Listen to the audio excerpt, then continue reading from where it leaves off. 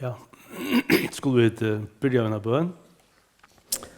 Heilige god til meg, Sverige, vi takker deg for underfotla året, så vi skulle ta oss om det var. Takker deg for at det livande.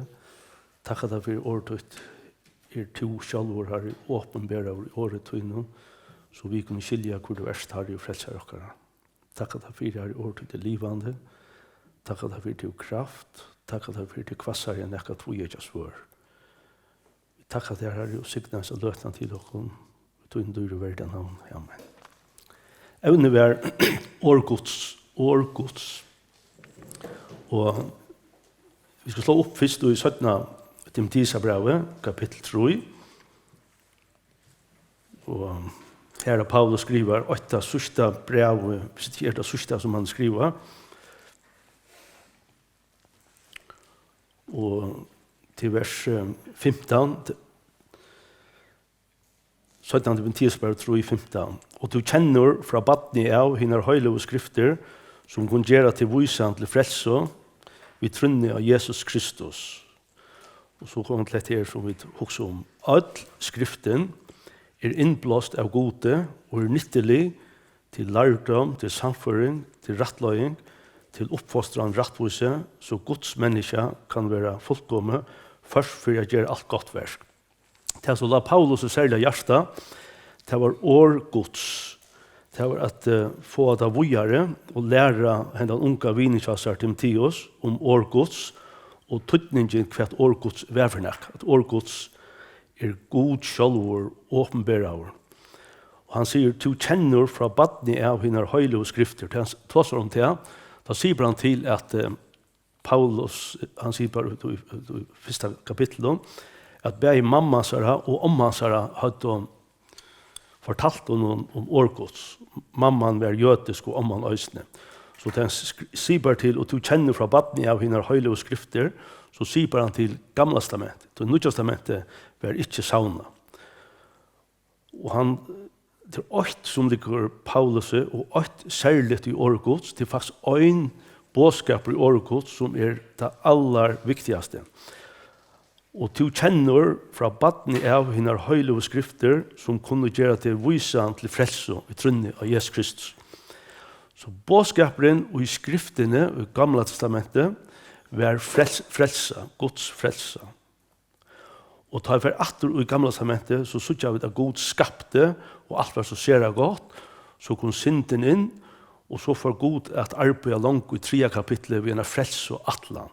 Og det sykja vi utgjøkken atla bøypna, lykka til endan, at Gud arbeida ved en frelse og atlan. Så det høves bådskaperen i skriftene, tja gode til frelse og atlan Guds. Og så sier han om skriftene. Og det hendet Bíblian vi det her ved, det er metallega tøyande dokument. Det er faktisk Guds åpenbering til okkara. Gud har givet okkon Bíblian, årsut, skriftene, begge gamla og Nye testamentet. Så sier han, all skriften innblåst av Gud. All skriften. Og det er viktig at han sier all skriften.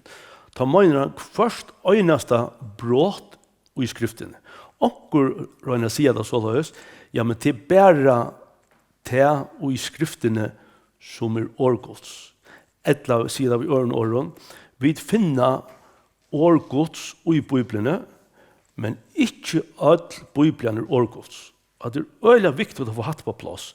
Så Paulus sier all skriften, det vil si innenfor disse permene, alt dette orð Guds. Og alt dette innblåst av Gud, orð Guds. Så orð Guds fra første bøksbøk og atlavner ut til oppenberingsene, til vi oppenberingsene.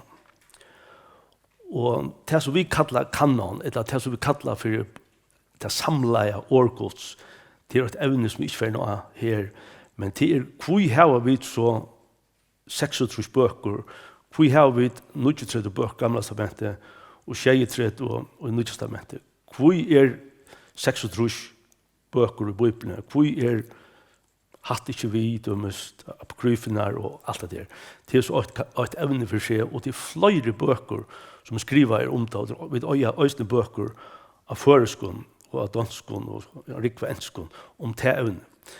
Men her, all skriften innblåst av god. Gosse jødene aksepterer av de her bøkene som vi har i det og i Gamla testamentet. Jesus aksepterer det, og vi sier også i Nya testamentet at de her bøkene det var vi anda Guds gautikkner og stått om. Men så kommer det her året at skriften innblåst av god. Gosse fink vi orð Guds. Her skriver han ikke hvordan vi fink det, orð Guds innblåst, men her sier han hver vi fink Bibelen fra. At året innblåst av gode. Og i fromman det bare 8 år. Det mest for god ande, eller god blåster, eller god vinter. Året pneumatikk, som kjenner arbeid innenfor maskin og så. Det noe som har vi luft ambogere og lufttrust. Og det faktisk hadde pneuma, altså hadde greske ord som kommer herfra, at det heter vi luftagere, heter vi andagere, heter vi vindagere. Og det god blåst. Og det ikke så negg som ligger ut i årene at det innblåst, men det ligger fast mer i årene at det utblåst. Det vil si at det ligger ikke negg ut i årene, men det ligger mer i hva det kommer fra. Hin sujan at det kommer til å skriva. Det kommer det inn i 17. Pætur kapittel 8 vers 1. Men her taler om Paulus vid Timotheus at orð Guds kommer fra gode til god blåst. Til det som han sier. Til god blåst. Hin sujan gosse det som ble skrivet nyer, gosse det ble gjørst og alt det der. Det skriver Pætur. Men først halde av dette, at skriften blåst inn av god. Og hvis vi har et dokument som heter Bíblian, og hon Guds blåster, bare god blåster ut, og at Guds ande ui årene, så det fantastisk dokument vi har. Og hvis vi virkelig tror det, så hadde vi ikke lett være hvordan øyne det å lese orð Guds, å lese det og granske orð Guds. Det så utrolig godt for oss selv. Hvis vi slår opp i første bøsbøk, det heter vi å blåse, det heter vi anda Guds. Vi leser også ofte om denne her blåsteren, hendan anda Guds, hendan virkningen av gode. Vi sutter ikke god, til god ande. Men god åpenberes. Da Jesus tar seg ved Nicodemus og Johannes tro, da sier han tar seg ved Nicodemus at du må få av anda. Du måste fåast omanfra. Du måste fåast av gode. Du måste fåast av nutjon. Så teker han mynden av vinter. Han sier, du sars hva vinteren kommer og hva han fer. Ok, hvis han utsynninger, så vet jeg at han kommer herfra. Og han fer nok i landringen og så. Men til akkurat her til okkom. Men han kan fære, komme okkur erstand fra og akkurat reker okkom her. Men hver han byrjar og hver han enda vinteren. Til å rikva latrus og hatrus alle sted. Vi vet ikke hver vinteren kommer og hva han fer. Til å et stort i for seg. Og tog har en rikva av veverkorsten og alt det, for jeg sutter hver nå enda vinteren 5:00 om morgenen og så. Eller hvordan han venter og hvordan han fer. Så god ande, god så å si en blåstor, god en kraft, god virkar, men så sutter han ikke. Og det det som heter året, det virkar av metelig kraft. Og her sier han så i 1. Mosebok kapittel 2, det god mynda i menneska i kapittel 2, vers 6. God Herren mynda i menneska i måltene og gjørene og blåste luftsanta i nøshansara så menneska var livande sal.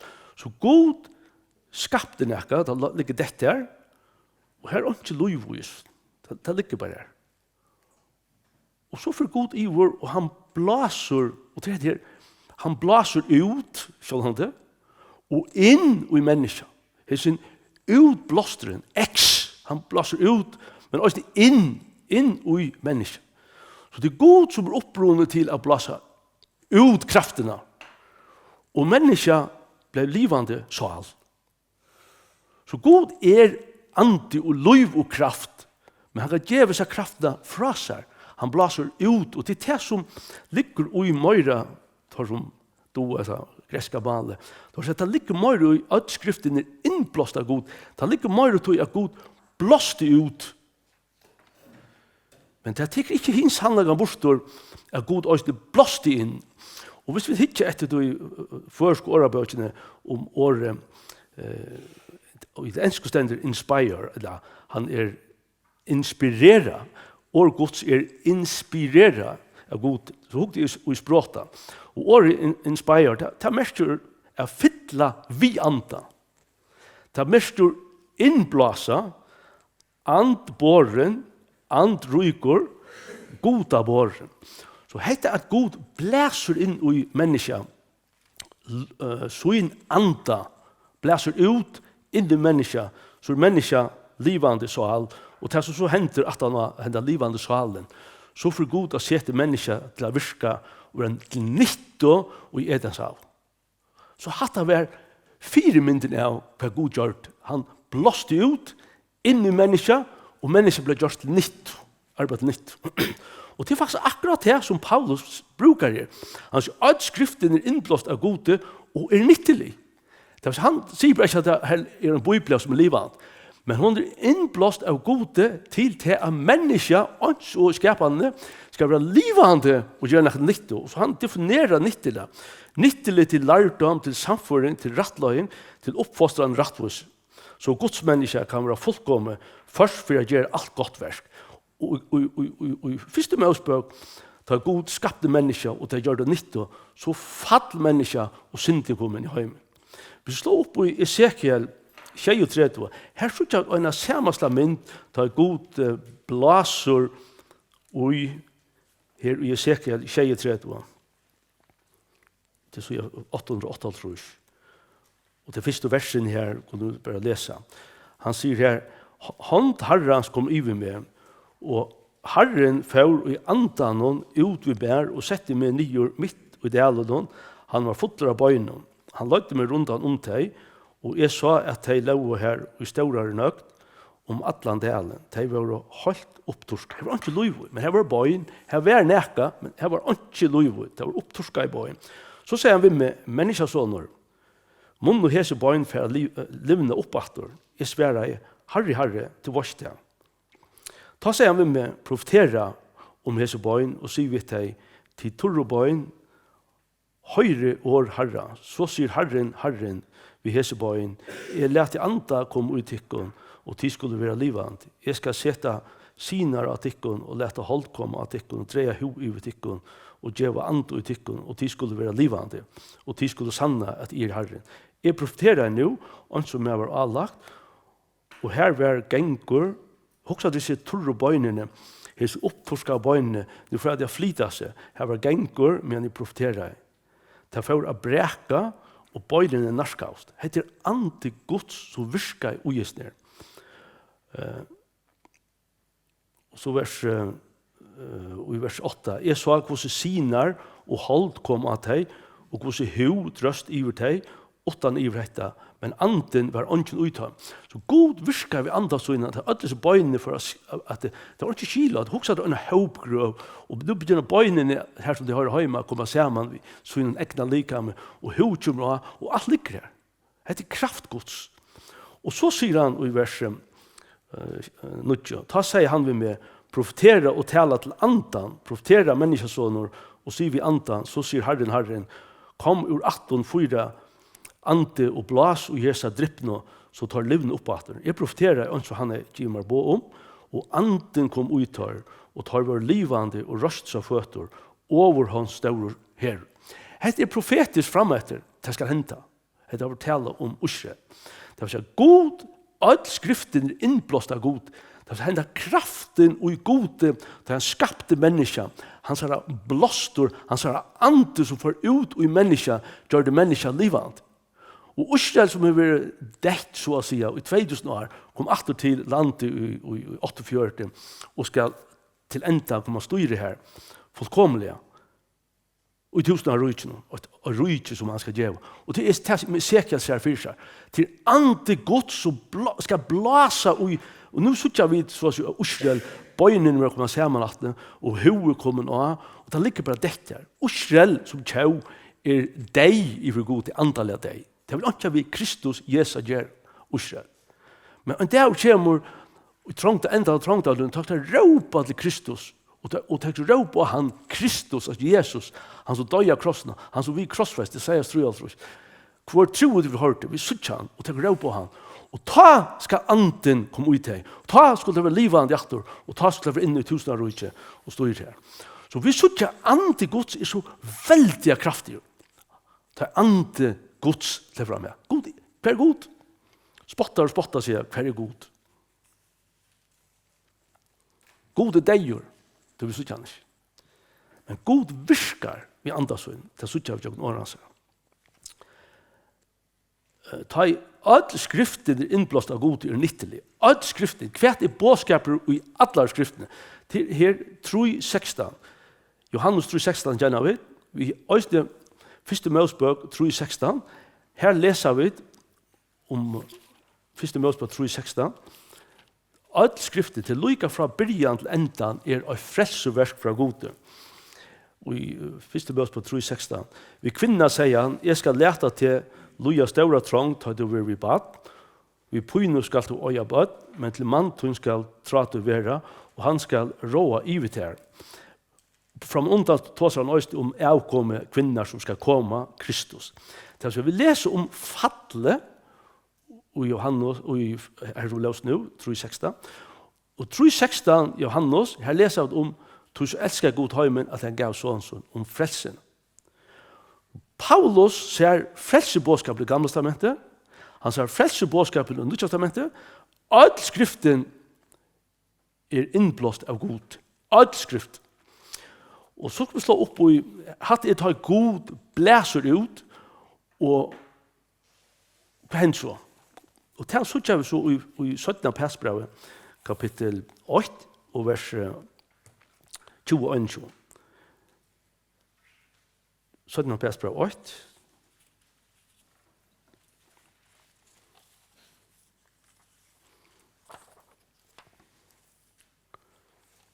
Her leser vi om vers 20. Først og fremst må du vite at ikke profeter i skriften er givet til egna tøying. Så aldri er nekka profeter kommer fram av vilja menneska. Nei, drivner av høyle andan tala og høyler menn Guds. Nå for orð Guds skriften og løsene vujar. Vi tar finne forklare at anden kom fra gode. Alt skriften er innblått av gode. Anden kom fra gode. Og så sutt jeg faktisk mer. Men nå forklarer Pætur vujare hva hendte ta i anden kom. Nå forklarer han ikke bare hver orð Guds kom fra, men nå forklarer han også det hvordan det ble til. Og til det som han sier her, først og fremst må du vite til at ikke profeter og skriftene giver til egna tøying. Det som han ligger i det her, først og fremst må du vite at ikke profeter og skriftene giver til egna tøying. Det er mest halde fast ved det, alt skriften. Vi kunne ikke teka alt skriftstabors ur Bibelen og bare utlegge til å lese luft. Det er nekka vi ta til å gjøre, det er nekka vi nå til å gjøre, det er nekka vi fram til å gjøre, det er nekka vi alle skriftene å gjøre, det er nekka kanskje vi lov å gjøre, det er nekka vi gamla testamentet å gjøre, det er kanskje nekka vi Nya testamentet å gjøre, det er kanskje nekka vi akkurat til å gjøre, det er kanskje nekka å gjøre til profetiska framet. Så du kan ikke plukka bare skriftstabors ur holdene og gjøre en lærebosjord. Hvor sier det man må ikke gjøre det? Du vet, jeg har linte til å gjøre det. Det er så møter nekva lærer som gjør det på handamaten. Du teker og skriftstabosjord, og så sier du hette det. Og du sagt ikke alle skriftene harmonera, samljø, her ande Guds er felas av alt dette, som er en frels og atlan, og høves påskap løyt. Hvis vi tar et sett her, så er det bøynaven her helt godtene til at det alt skriften, alt Bíblian, må tekast i alvara. Og djupast alvara. Jeg har vidtjan av noen som tar kalla, en troarbalk som kallast kveikarar. Og det er mest gjør at tar risto over benkner for god. Jeg kan det så etter hvordan det var og bare og anetten. Og man var ikke kanskje under 400 000 det. Og det er en framgång vi tar med folk, og det er store for ratsmenn og alt. Og Men tar felas för tar unga präster, unga registreringar av samkomna, näka som helst. Tar felas för var att tar kommer samman om orð Guds och tar trempla, som man säger, tar ötta av orð Guds, tar var så gripna av orð Guds att de vill inte stoja skaft näka ställen, tar allt orð Guds samla må täcka som en håll och vi måste plocka näka på sig och säga, hetta damar väl. Och en sant vi här tror på bland svalken. Bröderna som vi kanske rosa och syndra. Tar börja och öst på det här att vara ha ötta för orð Guds samla skrifterna. Alltså vi har först och främst må du vita till att inte profeter och skrifterna är given till äkna tøying. Lägg mest till här. Skriften är en hållt. All skriften blåst ut av Gud. Och all skriften, han kommer in att det är inte bara 8 vers, men allt. Så gusse, då aldrig näka profeter kommer fram vi vilja människa. När drivner av hela antanon tala och höjla män Guds.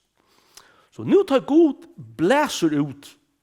God blåster ut. All skriften inblåst av Gud. Han bläser ut här. Ta fänka näker höjla män. Drivner av höjla antanon tala och höjla män. Och Pætur älskar, han brukar 6 år att vara driven av andan. Guds vi är driven av andan. Han säger att dessa män var drivner av andan. Och vad är det åra brukar till drivner? Han brukar ofta i apostlasönen och med det här seglbatren. Vintern kom och det var drivner av det. Det här räk. Han blev trustrast det. Det var en blåstor, men hese blåsteren kunde fylla flera segl och en höjland flåta, så alla flåtor först det var drivet av öjna blåsteren. Och det hända mynten hans här fyrda, det drivet det. Och vi har också en ära mynt, att hvis nu du inte spela, men hvis jag var dotte väl att spela jämför eller hotna och imisk blåstor, blockflöjt och trompet. Alla tingene, hvis jeg dotte det. Så kunne jeg ved munnen øyne blåstere spalt flere instrument som var imis jau. Det vil si at han øyne blåsteren gav veldig kraft i hinnen da. Og det er det som han sier her, det er aldri nekka profeter kom fram av vilja menneskene, når drivner, det vil si at god, til at skriften er innblåst av god, eller utblåst, god blåste ut, og alt det blåsteren her, det rakte höjlare män och tar drivner att skriva. Nu är det att det kommer ett problem. Paulus skriver orð Guds. David, Daniel, Jeremias och Moses och vad. Hese män var och det är alltid kallt till män som skriver orð Guds. Och det är helt spänt för att det tar som god hever hasa kaltins hoksanarna. Och det är inte att diskriminera kvinnan och komma in i en annan. Men människor skulle älska kvinnan och så Kristus älskar samkomna. Och människor har en väldig uppgave. Men hetta människor som skriver, tar var under en av oss som Moses lömmes. Han var uppvuxen dopel kan man säga. Mamman var Göte och Jakobet. Och han var uppvuxen i Konghoffen. Och han skulle skriva näka så var han avskar av det kongliga universiteten här i Egyptaland lagstane. Och han var avskar av Götekulturen och alla stjärna. Han var avskar näck på. Och så det han skriva i så huxar han ganska imest. Pætur var fiskemauer. Så han huxa fiske mål eller ett annat sort. Johannes var fiskemauer. Paulus var wisdomauer och allt det här. Vi såg inte alla det här fyra kon. Gosse kunde hese männen till ständigt drivner och hålla andan och tala och hese män. Gosse kunde tala. Var det så lutsintor pastorster, var det så lutsintor slutta lutsintor. Det passar inte ordentligt att skriva. Men väl var han att det god hese höjla män. Det var hese män som hade sett och en höjla mauer mest till en kvinna. Mest einfalt detta. Ta lovbøy var funnen, ta var Safan, han läste bøkene, og han vi leser om han, tar hadde sett seg fire, ta vi lovbøy til Josias, at dere gjør etter henne, at dere sett seg fire, og en bøy var lise, at dere gjør etter henne. Og til hatta en høyla vår mæver, og en høyla kvinna, som teker orð Guds og sier, heter orð Guds, og jeg har sett meg fire, han etter. Og det krever han synder. Og hese høyla og menn, har sett seg fire At de skulle gjøre så god seg. Så tar skriva av. Så det var godt for å farge lyser av en mentan, en fiskmentan, eller en universitetsmentan, eller en kongamentan. Du vet, det er bare konger og profeter, og Amos var bønte, og alle imisjon skriva av orð Guds. Og nå er det enige av orð Guds, så er det orð Guds skrivet av fjøret i høvendom, i cirka 1600 år.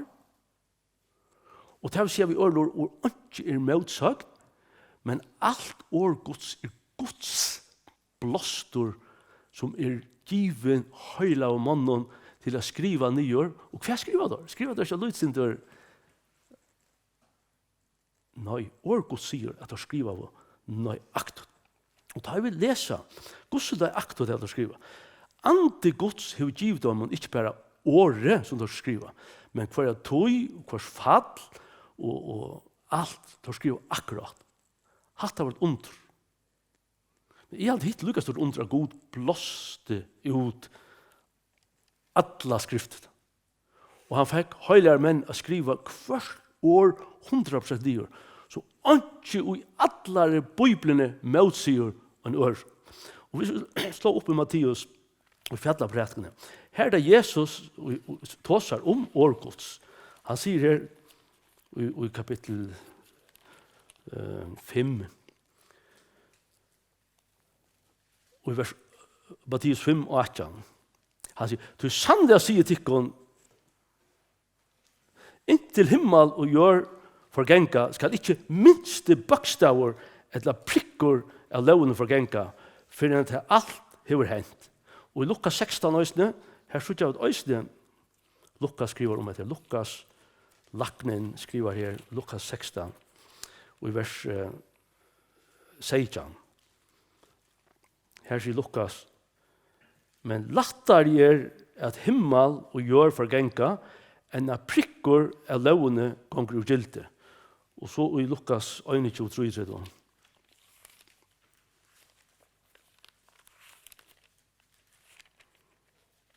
Himmel og jord skulle forgenka, men årmøyne skulle alls ikke forgenka. Og nå er vi inne i utrolig nøyaktig og god. Altså hvis god er så nøyaktig, først all skriften, at det er store, det er som vi har, det er veldige, det er det beste, det er det aller beste, bæg så, henda bøtjen. Alt dette blåste god ut, blåste det ut. Og menn som god valgte til å skriva, og til å skriva så nøyaktige, til sannelig sier tikkun, sier Jesus, inntil himmel og jord forgenka, skal ikke minste bokstav eller prikker, at I som ikke mangler en prikk. Og at A kommer her, og det er rett og strikene hvis det er først alfabet. Så nøyaktig er orð Guds. Det sier orð Guds om seg selv. Og tar du hever øyne sjálvjottan, hvis jeg sier om meg sjálvan at jeg er nekka særlig, vi er øyne sjálvjottan, altså. Vi har åker egnu samføringar. Det har vi det alle. Jeg møyne, jeg hukse, jeg drømte, og jeg halte, og jeg er. Og orð Guds har også tatt av en sjálvjottan. Jeg sier det, han var for god. Jeg og færen er åkt. Det er heller ikke en rett av. Det blir bare en sirkulasjon av argumenten. Du sier alltid at jeg hver er prekven. Og hvor trygg vi er at orð Guds er Bíblian. Trygg vi er til at William Ramsey for 1800 rundt i Luttlasie her som Paulus og Lukas skriver apostlasøvna om alle stedernavn og alt det her. Det er ikke visst oppastnavn, ta grin etter det, hans bøyene var slik til. Og han skriver en sånn bok og forklarer for øyneste bøyer til passer. Og dette var 1800, og så han tar en rikva og Isaias 20, han leser om en kong, og han kjører til og tar Josh Green på Uras kongen og Belsasar på samme til Daniel, Josh Green på Uras der, Sargon og konger i Isaias 20. Og tar det her andre konger i Israels. Og så får det greve ut og funnet til her nere vi Babylon, her nere vi Einar her. Nu får det finnes alt konger her, utgrester og alt det der. Og det er fantastisk Jeg kunne finne hatta etter det kongen som omgatt til. Så er det kritikere atter og atter finnes lær fra manna. Og man sier, onker sier, at orð Guds, Bíblian, alt skriften innblåst god. Det er som en ambolter. Vet du hva en ambolter er? Ambolter tar heimann en smyjo for, og tar man skulle slå av jad, og så gløtte man det i elden, og så slår man det til, og det var gløvhøyt, så fikk man det ordentlig, akkurat man vilt. Det var blett arbeid. Man arbeidde var høyt. Og den ambolter, han var hør og jadden. Så onker er mynda i Bíblian, orð Guds, alla skriftene, som en ambolt. Her nekver av tøyarinnar hemaron hadde knust møter hesson ambolt. Men det var så ambolten var han aurørtor, men ni vi støvnen her lov altsle av knustun hemaron. Og hette det som Bíblian er. Og jeg lyser flere bøker. Jeg minns da jeg var 20 år. Ta les en bøk som har Bíblian alltid rett. Og jeg interesserer av å lese det. Jeg lyser flere søgjene av imensk bøk. Men det er ikke tog at jeg trykker at hentan bøken er orð Guds. Jeg trykker hentan bøken er orð Guds til Gud sier det. Safan, da vi leser om han kom til Josias her i år 634 kanskje, 4 Krist. Da han kom her, da sier han, vi vil gjøre alt etter bøkene, til han tror god.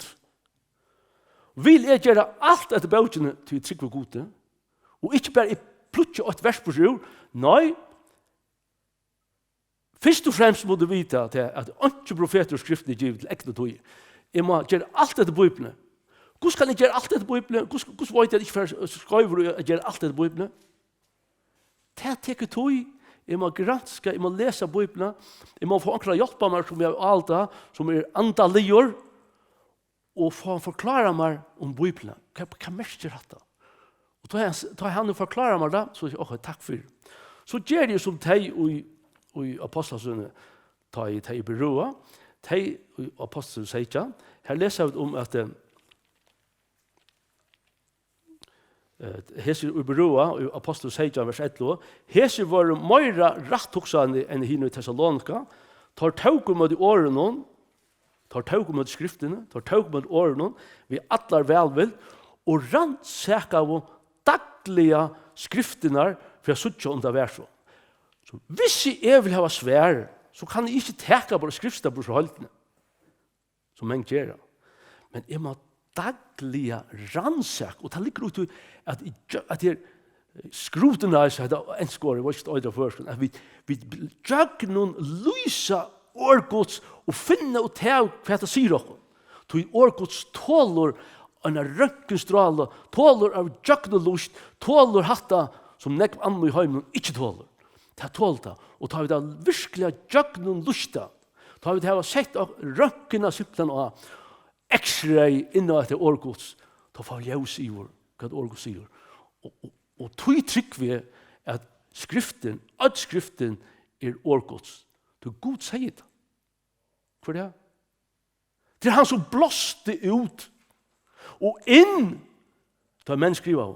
Og ikke en prikker skal forgenka. Hva er det? Hva er det? Jeg kan bare utlegge, ikke teka ekna tog av skrifta, men jeg kan utlegge skriften av skriften ved å teka Psalm 22 dømes. Han har skrivet over 1000 år fram og undan han gikk ut. Det vil si, Psalm 22 om Kristus av krossen, detaljera hvordan det var hentet av krossen. Og romverere tog Jesus og krossfest han. Så sier onker, Salmer, han kan ikke skrive det. Jo, han skriver av David, 1000 år årene han gikk ut. Orð Guds tåler ljøse. Vi kan bruke bare orð Guds, å prekke for orð Guds vi, og vi standa ved en kjenslo av og en eimukt i for en veldig stor og god. Romværerne tar det ikke lyse Psalm 22 og sa punkt 8, punkt 2, vi må gjøre akkurat det stender i Psalm 22. Det tar nekker hos romværerne, hadde høyre om seg jødeskrifter. Hiveien, les om Jesus selv og sett seg av asen, 4 skrifter skal gå ut. Jesus gjør det nok ting, 4 skrifter skal gå ut. Jesus grødde nok mennesker, 4 skrifter skal gå ut. Så vi sier begge til at Jesus gjør dette, 4 skrifter skal gå ut, Og vi så ikke andre ting var gjort vi Jesus, og tar det ikke aner seg av skriften. Og skriften gikk ut, som vi løser, ikke bakstav eller prikker for ganger. Så jeg trykker at orð Guds, all skriften innblåst av Gud. Det er så viktig for tikk og tid, at all skriften innblåst av Gud. Det er ikke skilje det, ja. Men jeg 100% på at jeg bakt meg under, og det kom til det. Jeg bakt under at Gud en frelse Gud. Gud er frier atlaner. Gud er ikke vannlokk atlaner. Gud vil ta besta vi. Ta en holdning her vi i fri orð Guds. Og det er det som vi bryr vi. Hentan skriften kan gjøre det visan til frelse. Og så 8-3. Nu har vi vært inne i akkurat at Gud blåste ut, at skriften innblåst, eller utblåst av Gode. Og her, det er aldri nære profeter kom fram, vi vilja menneska, når drivner av hele andan, tar drivner, tar skriva for en bøkstav, for en prikk på orda.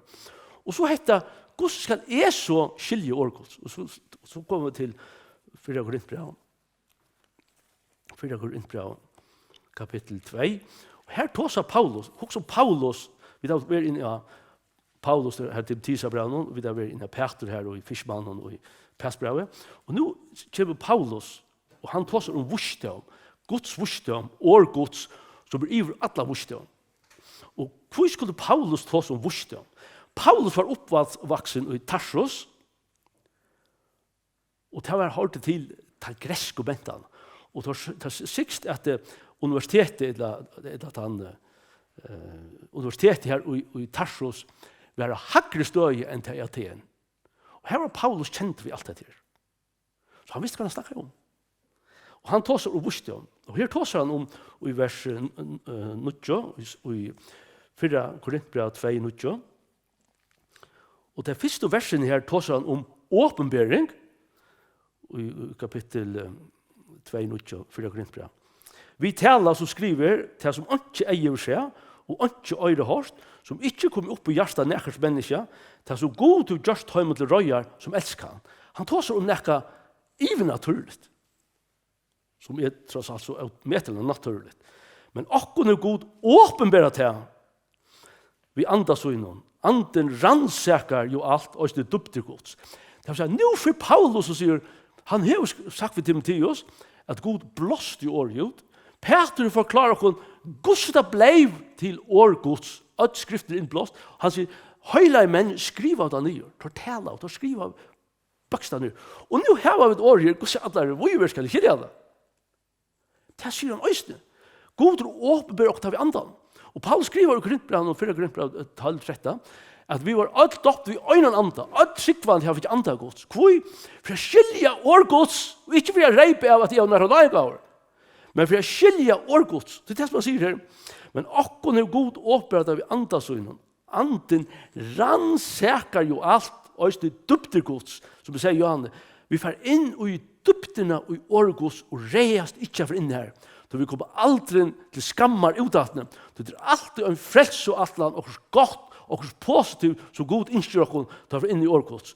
Og det var åpenberingen. Så kommer man inn til at vi mennesker også får inn et eller annet uiblåstor i vers 11. Hvert menneske void, hvert menneskene bor, og den andre menneskene som utgjør. Det vil si, jeg kan ikke vite hvert her bor, til at jeg måtte ha andre tog for å skilje det, ja. Du var ikke hva mer bor, du måtte ha andre mån for å skilje meg. Det er logisk argument. Så løs void heldre ånden hvert gode bor, og den andre Guds. Så det er inne i huset, han er praktisk og logisk argument. Men vi har ikke finnet andre hømses. Han tar seg om andre mån, andre hømses og andre Guds. Men vi har ikke finnet andre hømses, men andre og ifra gode.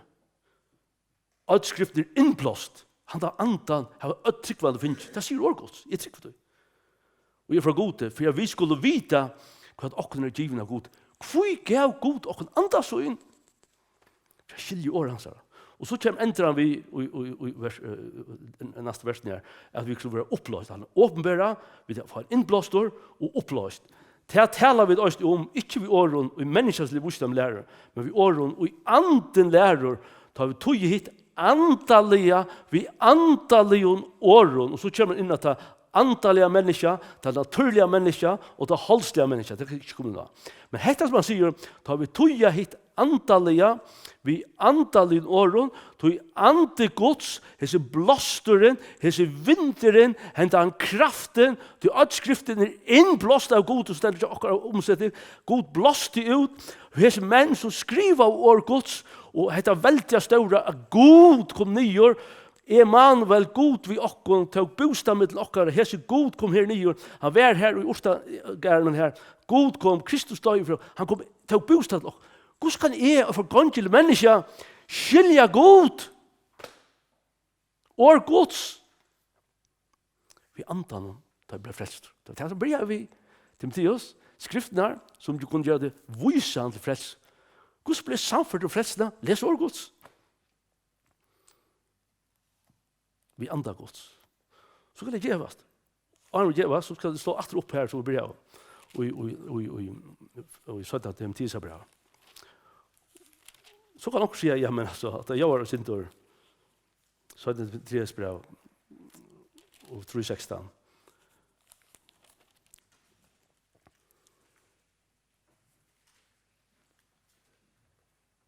All skriften innblåst av Gud. Det är vi har finnet, vi hettlockon som några stackars skapningar till orð Guds, till Gud. Vi klarar inte själva, ja. Men Paulus, det han skriver til Timotheus, ta sier han i vers kapittel 4 og vers 4. Og de skulle vente øyrene fra sannlagene og vente seg til eventyr. Og Paulus setter opp i første kapittel, han skriver det opp til Timotheus. Antil lærte vi at hun drøyva av andre Guds, vi bruker Pætur uttrykket, drivner av heilig andan, og antil lærte vi at hun drøyva av andre Guds, hese blåster fra gode, hette segles og fyllest vist vinden, antil lærte vi at hun til, etla lærte vi at hun drøyva av Hansens anda. Det spør du, hva vil. Og da vi kom inn av Pætursbrev, da vi var inne her også, satt av Pætursbrev, og Pætur skriver ikke bare bort ut luften, og så heldig til at nå trykker på at det så er det bare. Nei, han sier bort at han nå, og satt av Pætursbrev, 8 vers 1. Det er aldri nekka profeter går fram av vilja menneskene, når drivner av heilig andan og taler av heilig menneskene.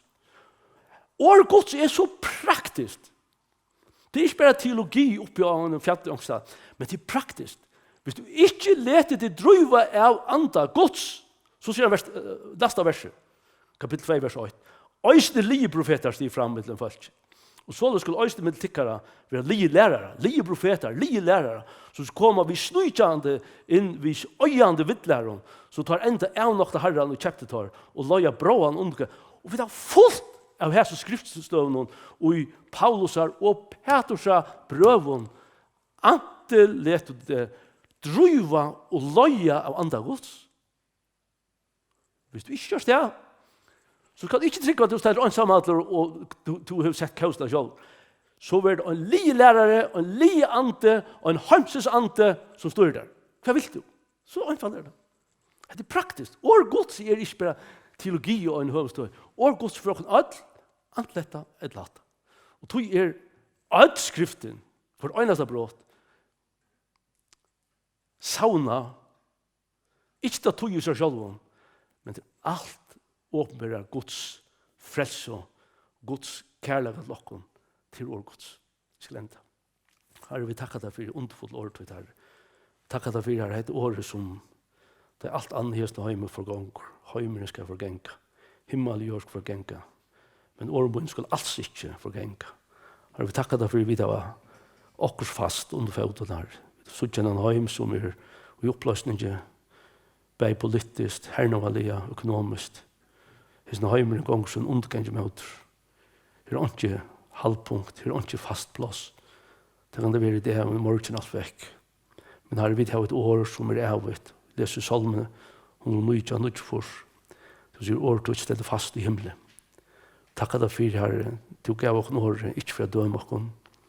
Ikke for at jeg har mød fra dere, ikke for at jeg kjører dere, Herre, men du gavst dere år til, Herre, vi øynene for eia, og en frelse og atlan.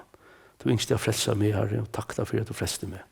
Takk deg for at du takk spust av mitt nokkere, du døy av krossen, Herre, du takk synd mine, og blod til transa for allar synd. Så løs råkna du, Herre, du kan standa fullkomlig for det her. Du kan i øye hente en ondfull anta, du som du gass med, for at du kan sutja kvært mer i givet av terar. Det er ondfull årtus som innblåst av terar. Det takkar deg for, og sikna hvor ønstek som er her. Signa folk og land okkar, og det bia du om å særla nått, Herre, at jeg skal kjenne året ut og lese det daglige. Takk at du så, så du er verden navn. Amen. Takk for ditt.